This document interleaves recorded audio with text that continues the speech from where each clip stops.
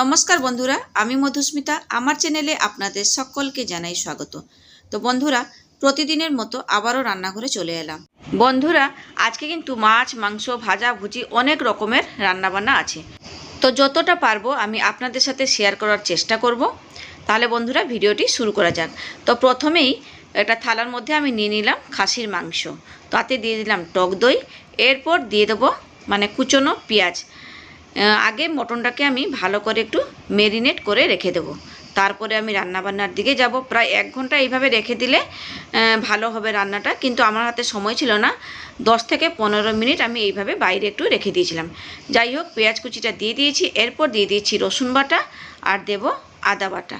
তো রসুনটা অল্প একটুখানি দিয়েছি আর কিছুটা রেখে দিয়েছি, পরে দেব। এরপর দিয়ে দিচ্ছি আদা বাটা। তো আদা বাটাটাও একটু বুঝে সুঝে আমি দিয়ে দিলাম। এরপর দিয়ে দেবো পরিমাণ মতো নুন। নুনটাও 1 কেজি এখানে খাসির মাংস আছে, সেই অনুযায়ী আমি বুঝে সুঝে নুনটা দিয়ে দিলাম। এরপর দিয়ে দিচ্ছি হলুদের গুঁড়ো। হলুদ গুঁড়োটাও একটু বুঝে সুঝে আমি সব কিছু দিয়ে দিচ্ছি। যাই হোক, এরপর দিচ্ছি কাশ্মীরি লাল লঙ্কার গুঁড়ো, যাতে একটু কালারটা ভালো আসে। এরপর একটু ওই লাল লঙ্কার গুঁড়োটা দিলাম, 1 চামচ মতো দিয়েছি। প্রচণ্ড গরম পড়েছে, তাই জন্য বেশি ঝাল করব না। আর তারপর দিয়ে দিলাম সর্ষের তেল। ব্যাস, আর কিছুই দেব না। এই কয়েকটা উপকরণ দিয়েই মাংসটাকে হাতে করে ভালো করে আমি মেখে নিচ্ছি। মেখে প্রায় বাইরে 10 থেকে 15 মিনিট আমি এইভাবে রেখে দেবো। হাতে যদি সময় থাকতো তাহলে আমি প্রায় আধ ঘন্টা কিংবা 1 ঘন্টা ফ্রিজে রেখে দিলেও হতো, কিন্তু আমার হাতে সময় ছিল না, তাই জন্য আমি ওই 10 থেকে 15 মিনিট মতো বাইরে রেখেছিলাম।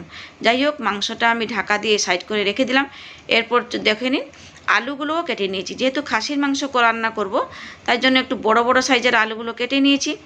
আর বড় বড় আলু দিলে ঝোলের সাথে খেতেও ভালো লাগে, দেখতেও সুন্দর লাগে, তাই না?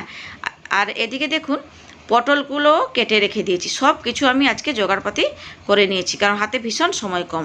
তাই জন্য পটলগুলোতে কি করলাম, একটু নুন আর হলুদ গুঁড়ো দিয়ে ভালো করে মেখে পটলটাকেও সাইড করে রেখে দেবো।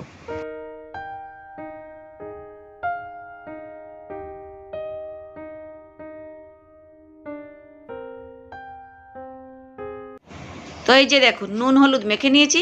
এরপর ঢাকা দিয়েও এটাকে সাইড করে রেখে দেবো। এদিকে দেখুন, ফ্রিজ থেকে বের করে নিয়ে এলাম কাতলা মাছ। এরপর এতগুলো মাছ তো রান্না করব না, যতটা পারবো যে কজন আমরা খাবো সেই অনুযায়ী মাছের পিসগুলোকে একটু গুনে গুনে বের করে নিয়ে নিচ্ছি। যেগুলো একটু বড় বড় সাইজের আছে, বড় পিস আছে, সেই মাছগুলোকে একটুখানি নিয়ে নিচ্ছি। কারণ আজকে একটু লোকজন খাওয়ার ব্যাপার আছে বাড়িতে, তাই জন্য একটু বেশি করে একটু মাছ, মাংস, পটল সব কিছু বেশি বেশি করে আজকে একটু রান্না করছি। আর একা হাতে যেহেতু আমাকে সব কিছু করতে হবে, তাই জন্য সমস্ত কিছু আগে থেকে একটুখানি অ্যারেঞ্জ করে নিচ্ছি।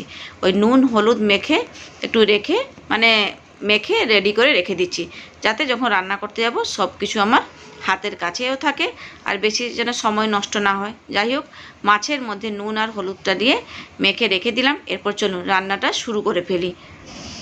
দুই দিকে দুটো কড়াই বসিয়ে দিয়েছি। একদিকে রান্না করব খাসির মাংস আর অন্যদিকে রান্না করব পটল ভাজা। আর খাসির মাংস রান্না করব সর্ষের তেলে, তাই জন্য কড়াইয়ের মধ্যে তেল দিয়ে দিলাম। আর তেলের মধ্যে একটুখানি হলুদ গুঁড়ো দিয়ে বেশ এই যে আলুগুলো কেটে রেখেছিলাম, প্রথমেই আলুগুলোকে লালচে করে ভেজে তুলে নেব। আর যতক্ষণ এইদিকে আলু ভাজাটা হচ্ছে, তো ততক্ষণ আমি ওইদিকে পটলগুলো ভেজে নেব, কারণ সময় নষ্ট করে একদমই চলবে না। এদিকে দেখুন, তেলটা গরম হয়ে গেছিলো।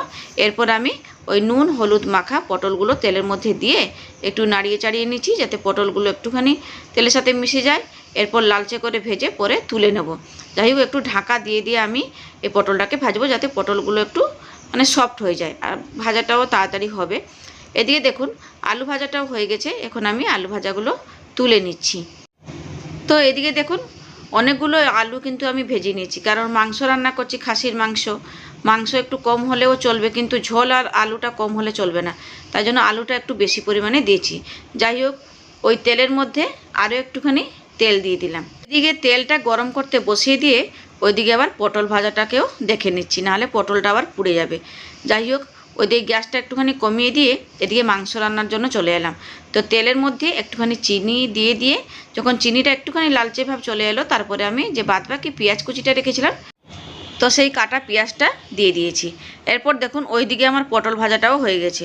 মানে পেঁয়াজটাকে হাফ ভাজা করে রেখে দিয়ে ওই দিয়ে চলে গেলাম, পটলগুলো আমি আগে তুলে নিলাম। এই যে দেখুন, আর পটল ভাজাটাও তো হয়ে গেছে, এদিকে দেখুন পেঁয়াজটাও লালচে করে ভাজা হয়ে গেছে। এরপর যে বাদবাকি রসুন বাটাটা ছিল, সেই রসুন বাটাটা দিয়ে একটুখানি তেলের মধ্যে ভেজে নিলাম, বেশ, আর কিছুই দেবো না। এরপর যে ম্যারিনেট করে রেখেছিলাম খাসির মাংসটাকে ওই পেঁয়াজের মধ্যে দিয়ে দিলাম। এই খাসির মাংসটাকে এই কড়াইয়ের মধ্যে দিয়ে কড়াইতে ভালো করে আগে কষে নেব। যাই হোক, ঢাকা দিয়ে দিয়ে মাংসটাকে কষবো।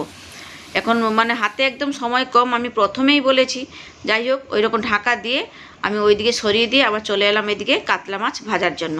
তো কড়াই গরম করে ওই তেল দিয়ে দিলাম, তেলটা গরম হওয়ার পরে এবারে মাছগুলোকে পরপর দিয়ে মাছগুলোকে একটু লালচে করে ভেজে তুলে নেব। আর আজকে কাতলা মাছটা একটু সর্ষে আর পোস্ত বাটা দিয়ে আর পেঁয়াজ দিয়ে একটু ঝাল ঝাল করব। আর ওই দিয়ে খাসির মাংসের মানে আলু দিয়ে ঝোল, এইগুলোই রান্নাবান্না করছি। আর একা হাতে কত কি রান্না করব বলুন? আরও একজন কেউ থাকলে হেল্পার, তাহলে আমার হতো, কিন্তু কেউ নেই, ওই জন্য আমাকে একা হাতে সব কিছু করতে হচ্ছে। এই যে দেখুন, এদিকে মাছ ভাজা বসিয়ে দিয়ে ওইদিকে আবার মাংসটাকে একটুখানি দেখে নিচ্ছি, নাহলে আবার নিচের দিকে পোড়া লেগে যাবে। যাই হোক, এইদিকে দেখুন মাছ ভাজাগুলো অলরেডি আমার হয়ে গেছে, তো ভাজা মাছগুলোকে তুলে নিচ্ছি। আর যে বাদবাকি মাছগুলো আছে সেইভাবে আমি আগে ভেজে তুলে নেব, তারপরে আমি মাছের ঝালটা রান্না করব। খাসির মাংস কিন্তু এখন অবধি আমার কষা হয়নি, ওই এদিকে মাছ ভাজছি আর ওইদিকে একটুখানি নেড়ে দিচ্ছি, মাংসটাকে কষে নিচ্ছি ভালো করে, ওই ঢাকা দিয়ে দিয়ে মাংসটাকে আমি কষে নিচ্ছি। মাংসটা তো আগে থেকে আমি ম্যারিনেট ওই জন্যই করে রেখেছিলাম, যাতে আমার একটুখানি রান্নার দিকে মানে হালকা হয়। যাই হোক, মাছ ভাজাগুলো হয়ে গেছে। এরপর ওই তেলের মধ্যে আমি দিয়ে দিলাম পেঁয়াজ কুচি, বেশ অনেকটা আমি পেঁয়াজ কুচি দিয়েছি। এবারে চলুন পেঁয়াজটা একটুখানি লালচে লালচে ভাজা করে নেব। আর এই যে দেখুন, কড়াইতে পেঁয়াজটা দিয়েও ওইদিকে চলে এলাম খাসির মাংস রান্না করার জন্য। ওই যে খাসির মাংসটাকে একটু মাঝে মাঝে নাড়িয়ে দিচ্ছি, মানে কষে দিচ্ছি। যাই হোক, আবার ঢাকা দিয়ে চলে এলাম এদিকে মাছ রান্না করার জন্য। এদিকে দেখুন পেঁয়াজটা ভালো মতো ভেজে নিয়েছি। এরপর সর্ষে আর পোস্ত বাটাটা জল দিয়ে গুলিয়ে দিয়ে দিলাম, আসলে সাদা সর্ষে দিয়েছি আর পোস্ত আছে। যাই হোক, একটুখানি লঙ্কার গুঁড়ো, কাশ্মীরি লাল লঙ্কার গুঁড়ো, যা যা দেওয়ার হাতের কাছে যা পেয়েছি দিয়ে দিলাম, নুন, হলুদ আর চিনি, বেশ একটুখানি মিশিয়ে নিচ্ছি। এবার গ্রেভিটা ফুটে উঠলেই যে ভেজে রেখেছিলাম মাছগুলো, সেই মাছ ভাজাগুলো দেবো। একটুখানি জল দিয়ে দিচ্ছি যাতে গ্রেভিটা আর একটু থাকে, মানে ঝোলটা তো ফুটবে না, তারপরে এতগুলো ভাজা মাছগুলো দেবো, তাই জন্য একটুখানি জলটা দিয়ে দিলাম। এই যে দেখুন গ্রেভিটা ফুটে উঠেছে, এরপর ভেজে রাখা মাছগুলোকে দিয়ে দিলাম। বন্ধুরা, আমি কিন্তু প্রথমেই সকাল সকাল মানে উঠেই আগে চাটনি যা মানে আমের চাটনিটা অলরেডি আমি করে রেখে দিয়েছি। চাটনিটা আর ভিডিও বানালাম না, কারণ আমার হাতে একদম সময় নেই, বললাম একা হাতে আমাকে সব কিছু করতে হচ্ছে। যাই হোক, এদিকে দেখুন মাছের ঝালটাও আমার পুরোপুরি রেডি হয়ে গেছে, আর অসাধারণ হয়েছিল খেতে কিন্তু এই সর্ষে আর পোস্ত বাটা দিয়ে। যাই হোক, প্রচণ্ড তো গরমও করছে রান্নাঘরে, এমনি বেলাও হয়ে গেছে 12:30 1টা বাজে, আমি রান্নাঘরে আছি। সকাল থেকে মানে একদম বিশ্রাম পাইনি, একটু মানে এইসবই করে যাচ্ছি। যাই হোক, এদিকে দেখুন মাংসটা ওই ধিমি আঁচে কষে কষে রান্না করেছিলাম বলে কি সুন্দর কালার এসছে। এবার মাংসটা কষাও ভালো মতো হয়ে গেছে। এরপর আমি প্রেসার কুকারে দিয়ে দিচ্ছি। প্রেসার কুকারে দিয়ে আমি 2 থেকে 3টে সিটি মেরে পরে আমি আলুটা দেবো, কারণ আলুটা হচ্ছে চন্দ্রমুখী আলু।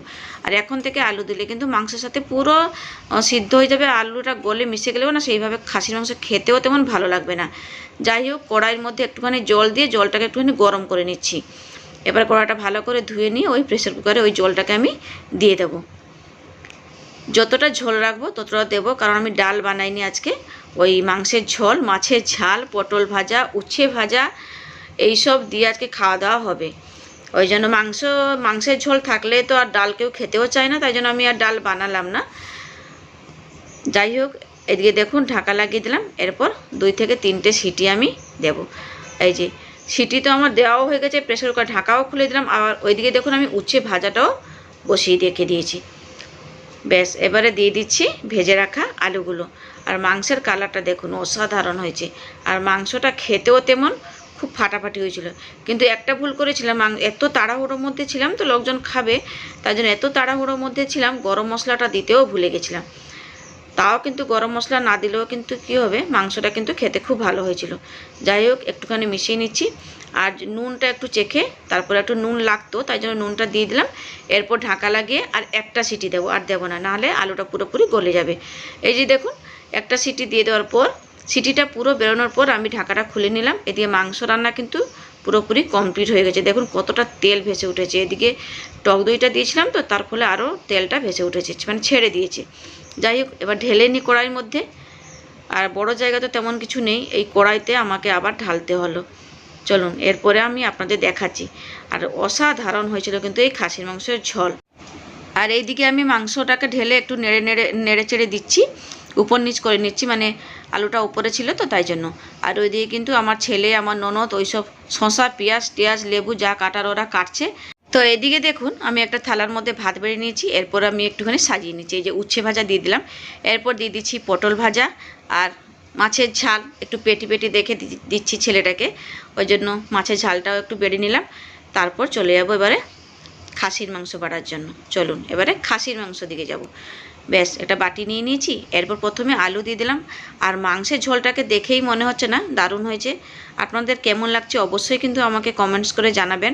যতটা পেরেছি ততটা শ্যুট করেছি আর আপনাদের সাথে শেয়ারও করলাম। আর এখন বাজে প্রায় মানে 2টো, আর সবার খিদেও পেয়ে গেছে। ওই যে আমার বড় ছেলে ওখানে দাঁড়িয়ে রয়েছে, বলছে মাংসের গন্ধতে আমি আর দাঁড়াতে পারছি না, আমাকে খেতে দাও। যাই হোক, চলুন বন্ধুরা আজকের মতো এখানে থাকলাম। আবার চলে আসবো নতুন একটি ভিডিও নিয়ে। ততক্ষণ সবাই ভালো থাকবেন, সুস্থ থাকবেন। আর অবশ্যই কিন্তু আমার চ্যানেলটিকে সাবস্ক্রাইব করে আমার পাশে থাকবেন, কেমন? তাহলে বন্ধুরা আজকের মতো টাটা।